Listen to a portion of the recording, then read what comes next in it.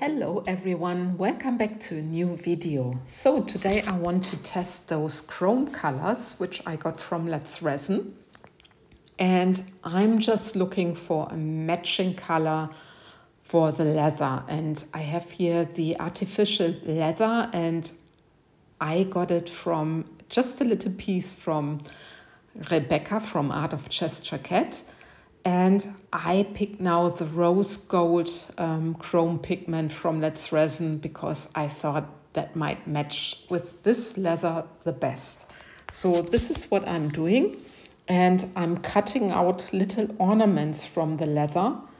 And yeah, at that point I was just thinking maybe I use the black, but I decided for the rose gold. So this is what I've been doing. And yeah, but before I cut out my leather, which I'm not showing because I just cut out ornaments from this leather, I'm showing you what mold I'm using. I'm using the Kintsugi Coaster Mold from MoldsandShapes, and I'm using this makeup sponge, and I just paint these compartments of the mold. Just a few, you will see it later. How many compartments of the Kintsugi I painted in this rose gold. But you see it's very shiny, the chrome pigment, and it's like a mirror. It's very awesome, and I'm very curious how it's looking later at the finished piece.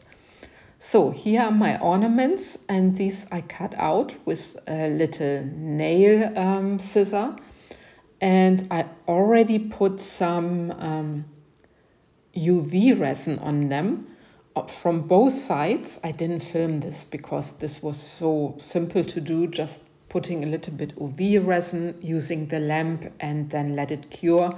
And then my ornaments are a little bit heavier. This video is a hiccup anyway, you will see it later, but I hope you will have a little bit mercy with me. Sometimes, you know, I have struggles with the camera filming or me deleting something, but I guess in generally you get the idea what I'm doing. So here I'm using the resin. I'm using here the fast cure resin, and I just mixed up a little bit, and I'm spreading it out at the compartments where I want to put or to place those ornaments. So this is my first layer practically, and you see I'm just spreading out the resin, and I just didn't want to fill up the whole part, only a little bit. I also only mixed up very tiny bit, and this is what I'm doing now. And then I start placing my colors. I also need to take care that some of the air bubbles are gone, because the resin had a little bit air bubbles because at the day where I was pouring, it was a little bit cold. So yeah, so I'm very careful because I still have open mold spaces. So you really need to be very careful when you use the heat gun or a torch. Anyway, I'm just drizzling a little bit more of the clear resin so that everything is really covered, and then I can place my little ornaments. So I'm spraying them with alcohol, and then I'm using a little bit of the resin, and then I just carefully place them where I want them to be. So every coaster just gets one ornament. So there are these flowers, there are the butterflies. And it was a shame because in this artificial leather from Rebecca, there's also such a firefly. I'm sure I will do this again, but not in the Kintsugi mold. I will just use the firefly because I like this ornament a lot. So this is the way I'm using leather, and of course the idea of using leather I have from Rebecca from Art of Chester Cat, but I wanted to do it a little bit different than Rebecca did. Rebecca did an awesome tray with a 3D bloom and made a background with the artificial leather, and it was just beautiful. But I thought I just do it a little bit different than Rebecca did, but the idea of using leather is of course from Rebecca.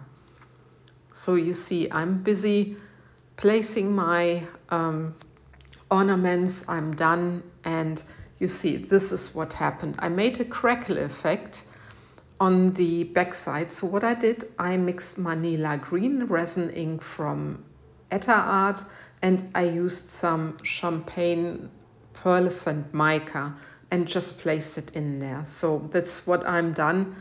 And I hope you don't mind that I'm not showing you this process, because I either deleted it or my camera didn't film it. But I made this sort of crackle effect many times. I used here the fast cure resin, which is a 1-to-1 resin, and it's a thick resin. So hopefully I'm getting really chunky crackles. This is what happens when you use the thick resin. So I'm very curious how this is now looking. And look at this. I was not 100% sure if I like it. Somehow I like the effect. I like the crackle effect also shining through the metal powder to the chrome powder, not metal powder. And you see also the sheen of the chrome powder.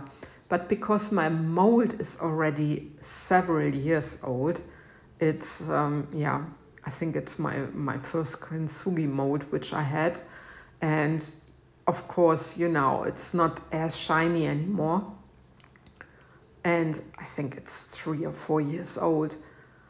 But I think it really looks interesting. I'm not sure about the colors, so I'm very depending on your opinion, but I'm not ready yet with my whole pour. So it's just the demolding for now. And then I need to fill the Kintsugi cracks. So this will be interesting. But I think the idea of using these leather ornaments in the Kintsugi mold is really nice. And like I said, I wanted to try the chrome pigments, and I really like it. So what I did as a next step, I have the anthracite, it's a mica powder from Petra Jungblut, and I have Let's Resin UV resin. And I mixed it, put it into a needle bottle, and I'm filling the Kintsugi lines. So you see me filling them. I try not to fill them up to the rim, so hopefully when I do later on my top layer, I have a little bit more depth.